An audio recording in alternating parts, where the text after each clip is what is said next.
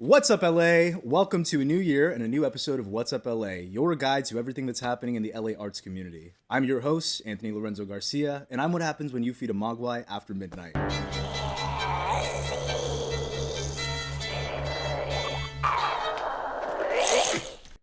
Um, What's up, LA? What's up, LA? What's up, LA? What's up, LA?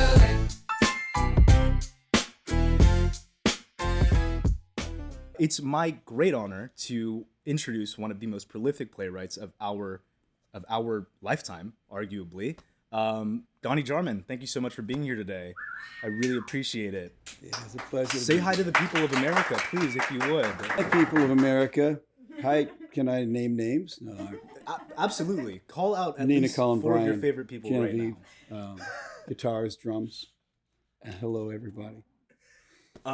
Thank you so much for taking the time out to be with us today. I'm super excited about this, actually. I am a very big fan of your playwriting. I had the pleasure to be in the Way Station. You actually made me locally famous as the guy who blew a cop. So I want to thank you very much for that. I do get recognized. You just sold it so which well. is I can't crazy. take full credit. Let's talk about the Way Station a little bit. That was a pretty crazy experience. You designed the set for that, which looked great. I think we have some pictures to show somewhere overlaid over this video. You wrote the show. We actually went through a rewrite after opening night. Do you want to talk about that a little bit? Yes, we did. It went through a few rewrites. Yeah. I wrote it really fast. We'll talk about it later, but I have a brand new play I just came up with on Sunday. I started writing Monday, and I plan to be finished in a week. I wrote this in less than 3 weeks, and then we decided to do it. Brian read it and said, "Hey, let's do this play at the theater, and let's put up a blanket in our backyard or whatever that whole thing back in Julia Garland and Mickey Rooney." And I'm aging myself. And the night before we opened, one of our very gifted actors had a few health issues, so I ended up going on stage and playing one of the roles that I'd written. And you would think that can I swear? Absolutely. We think that a fucking playwright would know the lines that he wrote. No. So my lovely wife spent about 7 hours. I told you it was 30 minutes. I lied. She spent about 7 hours going over the lines with me, and I went up, and it was great. And the next morning, we found out that Jonathan was back, and my wife said, "Great, can we leave your, again, swearing, your fucking play alone for a little bit? I helped you yesterday for 9 hours. She embellishes too. And can we go to the beach?" And I said, "Well, not so fast. The ending doesn't work." Now, of course it doesn't. So we went to coffee, and I pitched out some new endings to her, and I came up with a new ending. And I called Brian, our producer, and one of the leads in the play, and I said, "The ending doesn't work." And he said, "What do you want to do?" I said, "I already sent it to you." So we rehearsed really quickly the second night, and our lighting designer was very forgiving, and we changed the lighting, we changed everything, and now the ending, I think, works a lot better. So everything's a work in progress, right? I want to say for the record, if you did catch the show with Donnie filling in, he's one of the most convincing drunks I've ever seen on stage. It was a master That's not class. actually true. I was so worried that I didn't know my lines that I went to 5 or 6 bars beforehand. So, no, not true. It was only 3. So I heard a rumor that you're working on writing a play a month. Is that true? I did. I'm slacking a little bit this year. I wrote Way Station. We got done with that, and it was pretty encompassing with the set and with rehearsals and everything else. And then we got done, and I suddenly had some free time, and I wrote my second play of the year. And I have 2 more that I'm trying to balance by the end of the year. And I know it's the middle of December almost. So my wife's like, "What are you doing? Aren't you supposed to be decorating the tree?" And I was supposed to bring a play in, and I keep doing this. And again, my lovely wife, Michelle, says, "Why don't you write a play and then schedule a reading or production. So I do it the other way around, and it's really good to have those deadlines, but drive her and everybody else around me crazy. So I was supposed to bring a full-length play into the actors into EST next week, and I was working on the second act on Sunday, and I suddenly got an idea for another play. So I had a meeting scheduled with my manager, Susan, over at Bohemia, and Susan said, "What are you working on?" I said, "Well, I was working on this thing, but I think I'm not gonna. I want to do a holiday play." She said, "You should do a holiday play. You're going in the 18th of December." I said, "Exactly, but I don't have one." So I wrote a play that has done pretty well. We've had a couple readings, and we have a pending off-Broadway production next year called Hubcap Moon. It was based on my family. I steal unabashedly from my family all the time. This one was a lot of stealing. My dear father passed away from lung cancer 22 years ago, and this was his last time in the desert with us. And Dad called us all out for his birthday and said, "I'm glad you're all together. I know I told you that cancer was gone, but it's not. And I'm not doing any more treatments. And I'm going to die in a very short time." And we were all very upset. And a lot of my siblings, I've 4 brothers and sisters, a bonus brother that we found out about. I'll get to that. Everybody was up in arms and said, "Dad, it's just like you're putting a gun to your head and pulling the trigger. Why don't you try?" And he died his way. And the family was around, and it was a lot. And I miss him every day. So when I set out to write the play a good few years back, I wanted to write a play about that. And it was just when doctor-assisted suicide became legal. And I said, well, why don't I make it a little more dramatic? And so in my play, in Hubcap Moon, Dad calls all the kids together, and he hasn't told them that the cancer is back, but what he really hasn't told them is that he has set up doctor-assisted suicide, and he is taking his own life at the end of the weekend, and he wanted the kids around. So that's Hubcap Moon. So now, sorry guys, my family, I apologize, has been infighting a whole fucking shit ton lately, and it's going into the holidays, and my mom is now in her 80s, and nobody got together for Thanksgiving. And I threatened my sister. I said, well, if you keep fighting, I'm just going to write another play about you. And so I am.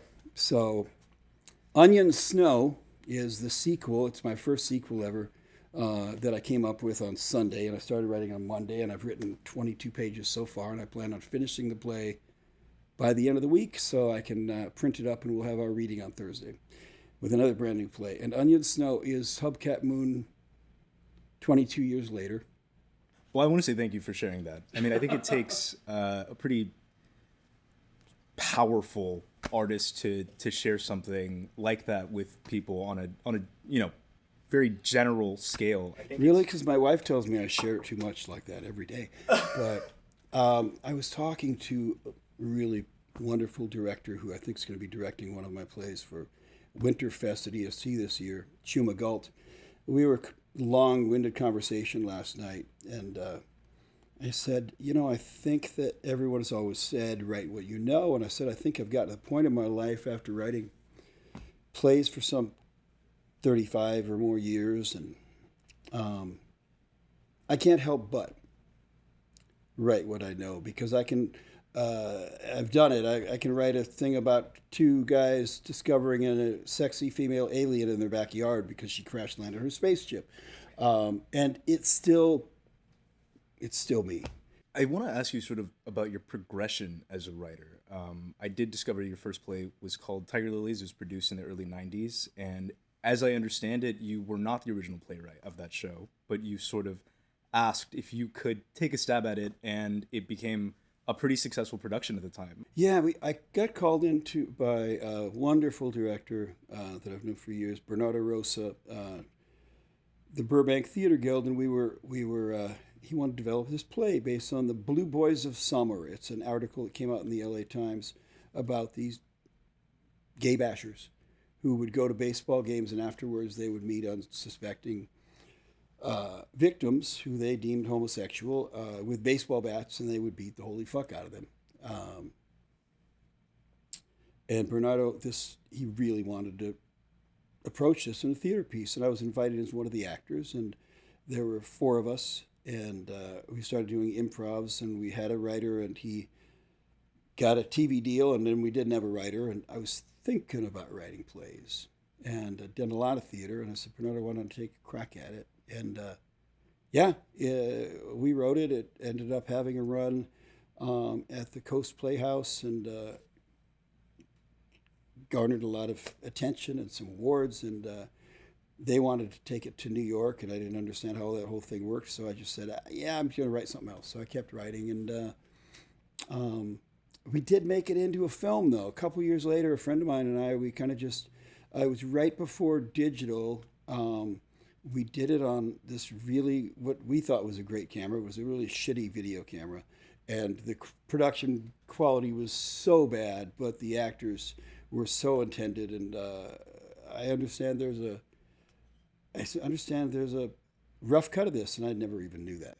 It's available on YouTube, which is pretty crazy. It was posted a couple of months ago. I'm excited to watch it. I'm really curious I read the LA Times article that was released in 92 about it.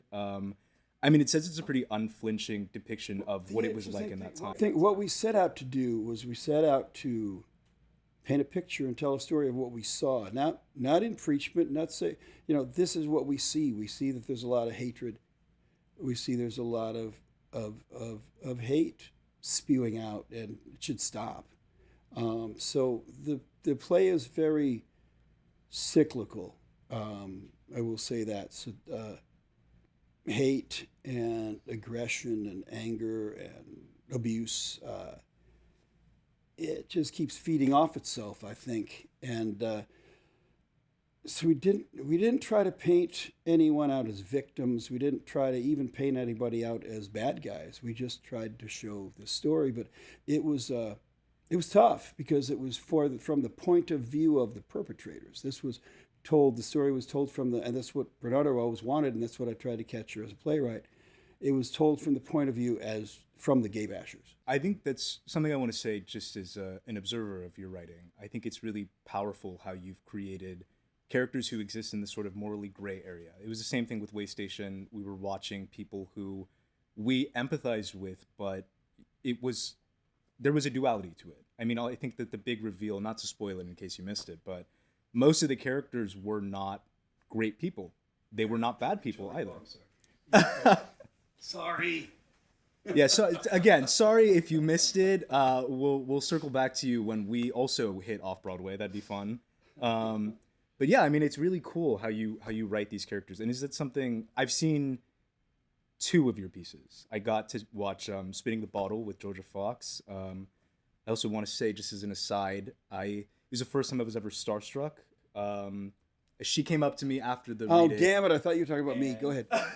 I want to say for the record, Georgia, if you're watching this, I apologize for not saying anything in the moment. I had a really big crush on you in CSI. So I was a little caught off guard at the time, but you did great. It was a great reading. It was a really good show. And it was very different from Way Station, which was so cool. I do have some pictures to show you at some point that I took without asking permission for. I hope that's all right. I'm assuming there's a lot of close-ups on Georgia Fox. There's quite a few, yeah. I hope they make it onto her IMDb at some point. But I want to ask you sort of about your perspective on your maturity as a writer. If you think that you've evolved as a writer, or if there's something that's sort of changed for you in terms of the motivation behind what you create or what you choose to develop. Yeah, if I were to track, and sometimes I think about that, I think when I started writing, I came into writing as a playwriting from being an actor, and I thought it was the best thing in the world because I could sit around in a dark room and I could set up all these characters and I could play them all in my head, and I didn't have to be the physically right type or sex or race or whatever. I could play all these characters in my head, and then I could just start taking dictation. So I think I've always been kind of character driven in that way, attracted to characters. But I think the change now after a good few years, everyone told me, "Oh, you want to be a writer? Yeah, well, structure. You have to know structure. You have to know structure." I'm like, "Well, can't I just have them talk and tell the story?" Well, no, you have to. So I read a lot of books, and I read a lot of screenwriting books. There aren't, at least then there weren't as many playwriting books, and it was all about, following that structure. I think as a young writer, I would set out the structure of the play, and then I would just kind of put these characters in it, and it worked out pretty well. But I think the difference is now I don't do that. I think that there was a change somewhere along the line in that I come up with these ideas for characters, and I come up with maybe a story. There are a bunch of drunk people sitting around in a bar, and they're struggling because they're stuck. And that's all I had for Waystation. There's a bunch of people in a bar, and they're stuck. And then, you just listen to the characters. And all the characters are coming from, I always say this well, they're all coming from this well anyway. So it's all, as Dad said, going to be from my point of view. And you just trust that they're in there and they're going to draw from you what they need. And they tell the story. I think that's the difference now. I guess to piggyback off that, just to ask one final question for you, is there any advice that you'd give to like younger writers right now? I think that something that's really cool is there's sort of this possibility for a resurgence of theater especially in LA, in California as a whole. And I think that a lot of younger people want to break into theater, but there's this barrier that they haven't been able to get past. And as a writer, what's the barrier? I don't know, an inability to, express themselves freely or to find something that motivates them to put pen to paper. So I guess I want to ask you, if you had to give any advice for somebody that wants to try playwriting or take a stab at it, sort of like you did with Tiger Lilies, what would you say to them? Anthony, you don't need me. You just said all of it. Put pen to paper, find what inspires you, and write. My wife put a little sign. At first it was a screensaver. She put scrolling across, and now it's a little sign with her little likeness on my wall in the office, and it just says 2 words: writers, write. So yeah, my advice would be pick up the pen, pick up the laptop, pick up talk into your phone, write. And the way you develop your craft as a writer is by writing. Just write. Who's the screenwriter who wrote Highlander? Gregory Wooden. He wrote Backdraft. I was a young, aspiring actor, and I was starting to get into writing, and I waited tables at Jerry's Deli many years ago, and I saw Gregory writing in the middle of Jerry's Deli, and I went up and I had to talk to him, and I said, "I'm a writer. I want to be a writer. Can you give me any advice?" And he said the same thing, and he swore, which I really respected. He said, "Yeah, fucking right." That's it. I think that's a great note to leave off on. Thank you again so much, Donnie, for being here with us. This has been an absolute pleasure. I really appreciate it. Fun stuff. Thank you. And thank you all for being here and attending this interview. If you're still here, Donnie Jarman, baker, bartender, playwright extraordinaire. Thank you so much.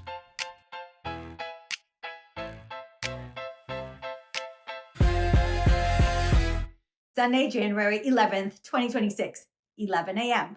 2026 Oshogatsu Family Festival, Year of the Horse at the Japanese American Cultural and Community Center.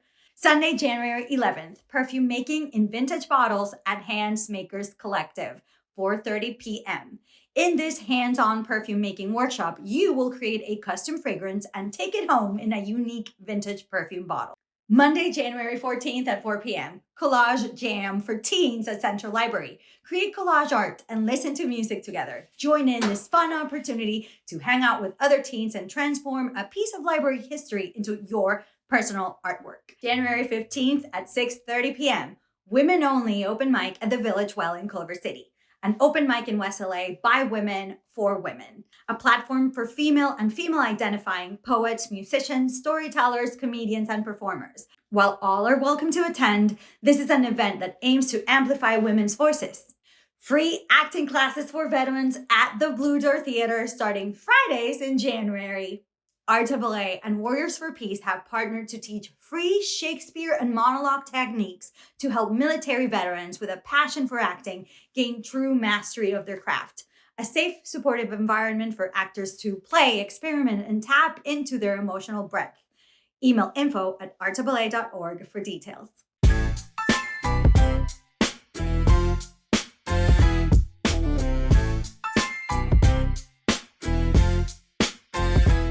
What's up, LA? Anthony here. While the rest of the team enjoys their holiday break, I get to spend some time in the beautiful city of Los Angeles, where I grew up. And it's my favorite time of year, when the traffic dies down and I get to explore parts of the city I wouldn't normally have the chance to. Thanks, 10 Freeway. Today, I was invited by an old friend to check out her work, currently featured at Artshare LA's gallery in downtown.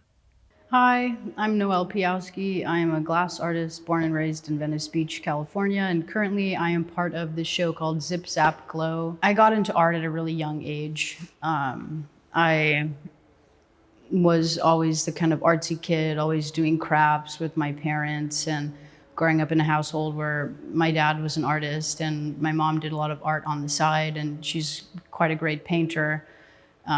It was really almost just natural for me to fall into the art scene. I never thought I would be a glass artist, and that's something that surprised me, and I think a lot of other people as well. I found glass when I started University of Manoa, Hawaii, and they had a glass blowing program, and that was the first course I ever took. From that day forward, I found myself just completely engulfed in glass and amazed by it and what it can do and its properties. I just like to create. I like to make things. I like to, make an impact with what I do. And I like to make art that makes people question and think twice, because there's so much art that is very straightforward, and there's so much art that doesn't move people. And I think that I always wanted to move people and to make people feel something that they might not have felt before, to make somebody question themselves. I gather a lot of inspiration from the world around me and from where I'm currently living, be it in the city or be it in the countryside. Right now, something that's relevant or has been relevant very recently were the California wildfires that unfortunately burned a lot of the Palisades and Altadena. And I was so struck, and I was so impressed is not the correct word, but it made a very large impression on me.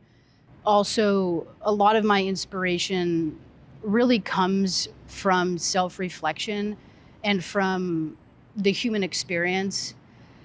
And in the human experience, you find things that are it's on an emotional level as well as a physical level and at a societal level, and how things change and just being a person. The other thing, and probably quite honestly the biggest point of inspiration that comes to me, aside from the human experience, but this is part of the human experience, is change. And change is something that is the only constant in this world, because day-to-day life, everything changes, the weather changes, the world around us is changing. And as a human and as just a person, how do you embrace that change? And how does that visualize? Change being a form of inspiration is shown in my piece that I have up at Artshare LA, Free Your Body, Free Your Mind, through the way that the glass slowly moves and the piece is always ever changing, and the way that the light hits glass and reflects differently. And even though it's one piece, it's constantly evolving. I'm really glad I had this conversation with Noel at the start of the new year. I think it's only fitting. And I've been thinking a lot about what she said about embracing change. And I think it's important.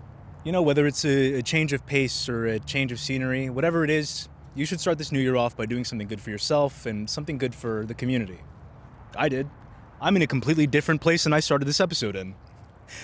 Well, that's our show. Until next time, I've been your host, Anthony Lorenzo Garcia, and that's What's Up?